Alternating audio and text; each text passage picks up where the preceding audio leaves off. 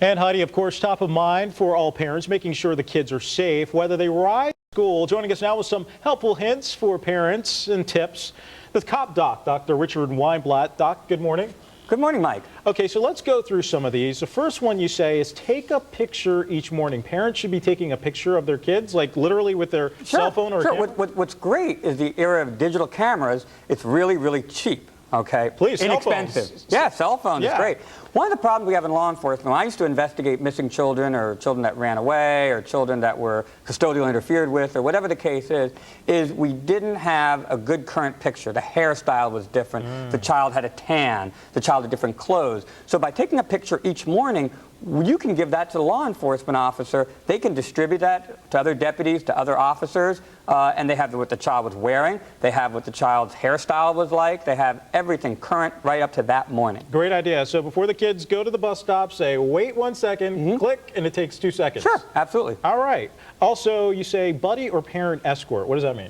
Well, I think it's one of the problems we have is that parents have a tendency, they're very busy, and we understand that, but we want parents to send either an older child with the kid, or better yet, you go.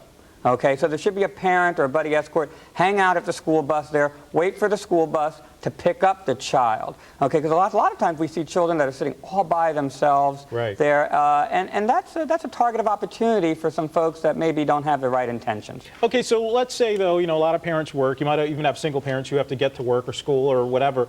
Should they just designate that a parent will be there, or does it have to be that parent? But it should be a parent, just to make sure somebody is there, an adult. Somebody that's a responsible adult that you trust. Now, it's not to say that things don't happen, but you're trying to minimize the chances. Okay, glow stick or reflective strips. You put these on the backpack?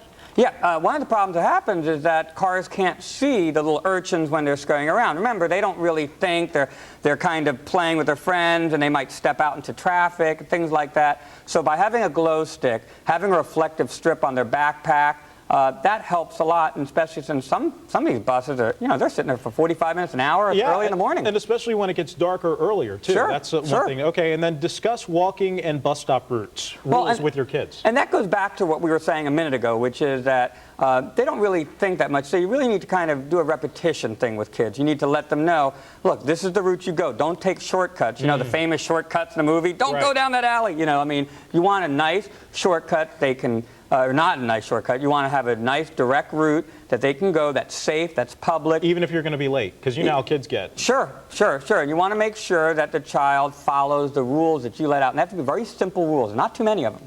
And last one, practice phone number. What do you mean by that? You mean for the little ones? Sure. It sounds simple, but a lot of times children forget their phone numbers. Well, one of the problems I ran into as a law enforcement officer is we'd have kids and they'd, I live somewhere over there. Well, where's over there? Do you know your phone number? No. And it made it a lot longer process to get little Billy or little Sally back with mommy and daddy. I still remember mine from New Jersey, 461-7762. Now, I don't know. A bunch of people are going to be calling that, you know. The other ones I don't remember, but yeah. All the Mike Dunstan fans will be calling. Please. Cop Doc, Dr. Richard Weinblatt, thank you so much for joining us. Thank you, Mike. Pleasure as always. Okay.